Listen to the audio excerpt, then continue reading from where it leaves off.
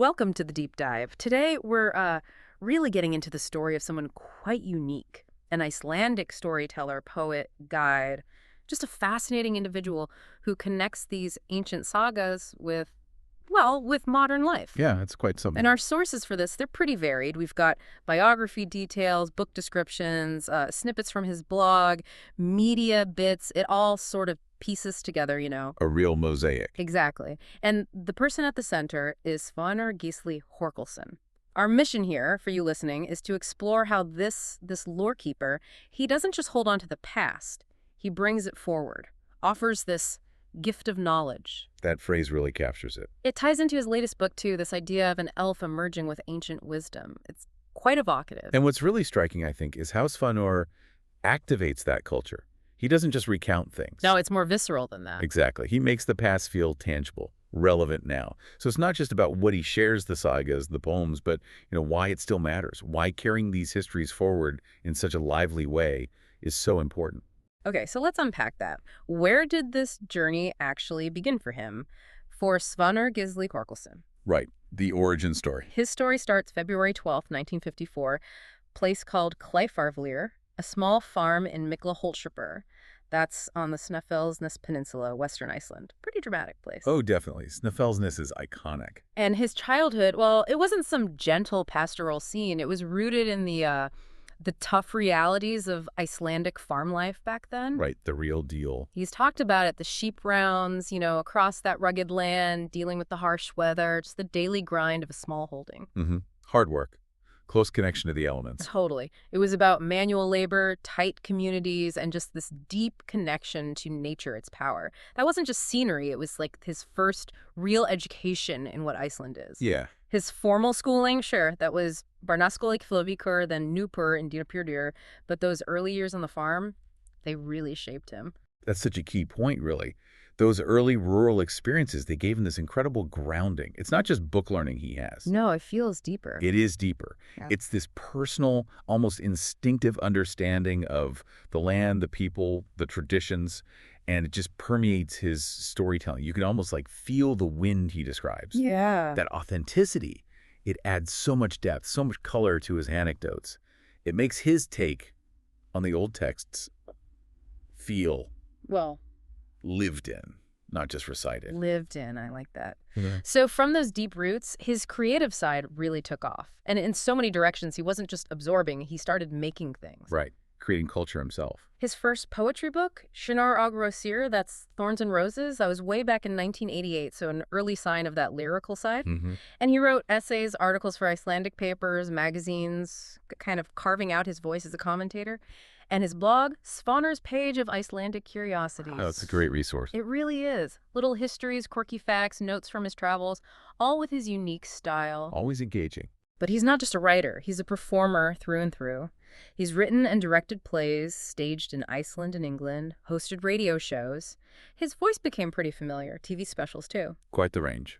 But maybe the project that really shows this bridging of ancient and modern, the scholar and performer, in 2020, he did something pretty wild. Ah, the Beowulf project. Exactly. The Times called it an unusual feat.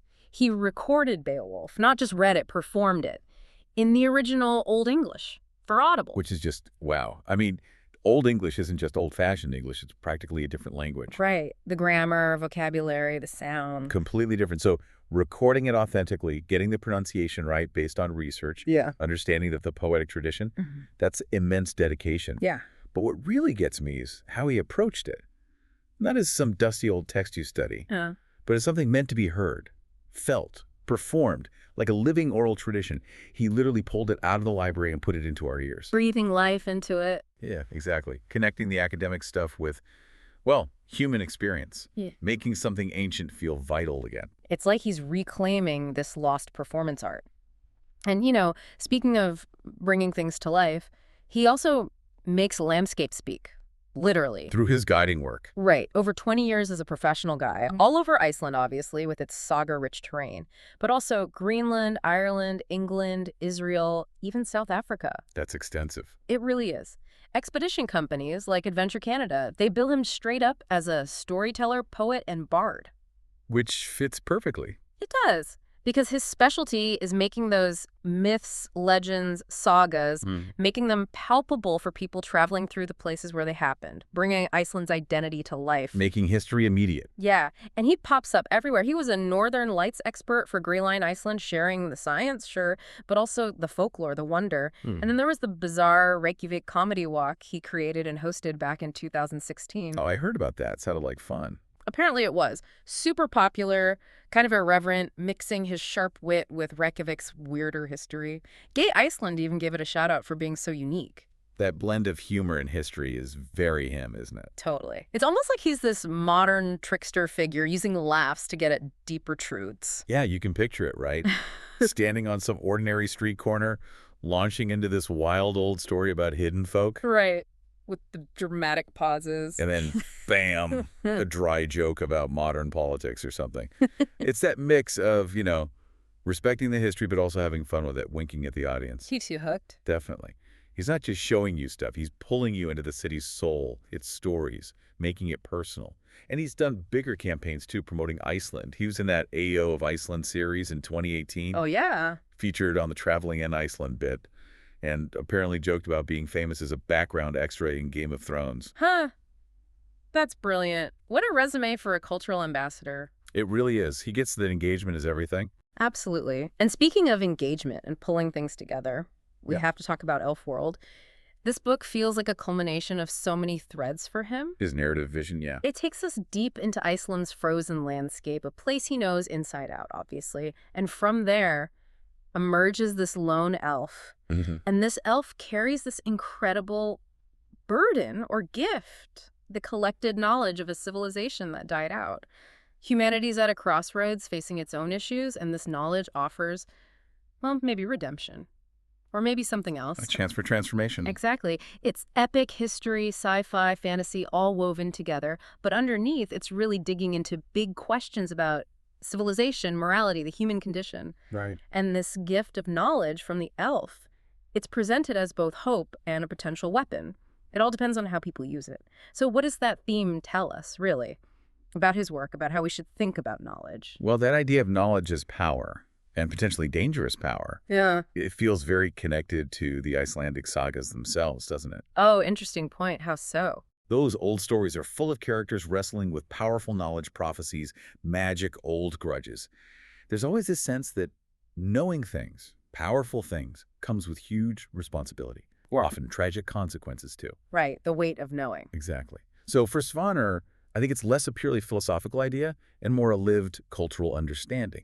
He translates that ancient caution into this future setting where humanity faces these massive choices. That makes so much sense. It's like his guiding work, too, taking people through landscapes where survival historically depended on using knowledge wisely, right? Yeah. Ancient, hard-won knowledge about the land, the weather. Precisely. You've hit it. His own experience in Iceland, where sagas weren't just tales but sometimes survival guides, it gives him this unique perspective. Very pragmatic. Very pragmatic. Knowledge is a tool. It's not inherently good or bad. That Icelandic sensibility, the world's tough, beautiful, demanding, and your choices, especially how you use what you know, they matter immensely. That dual-edged nature of knowledge, creation, or destruction, that runs right through his work. It really does. Yeah. So when you step back and look at everything, the poetry, plays, Beowulf, the guiding, Elfworld, you see this distinct signature, right? This blend of deep scholarship with real showmanship. Absolutely. Scholarship with showmanship. That's a great way to put it. He just makes Iceland's lore, its legends, its sagas come alive, makes them entertaining, but also deeply researched. And he's still very active in the media, sharing this approach.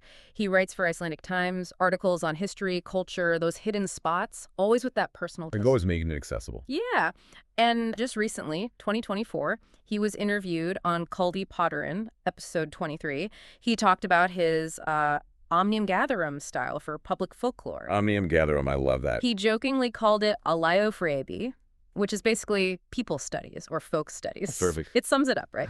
Gathering all these bits of popular knowledge, folklore, history, and just presenting it in a way everyone can connect with, not just academics. He was also on Fringbraut TV on Heimer Best Home is Best. So still very much a voice in Icelandic culture. He really embodies that idea that knowledge isn't just for hoarding. It's most valuable when it's understood, shared, applied. Yeah. He breaks down those walls between, the ivory tower and everyone else. Yeah. Makes complex stuff feel engaging, understandable, which is so important now, right? Yeah. In this flood of information, we need that context, that understanding. He's not just giving facts, he's nurturing a connection to heritage. What a journey this deep dive has been, exploring Svanur Gísli Þorkelsson's world. You see how his roots, his performances, the guiding, the writing, it all weaves together.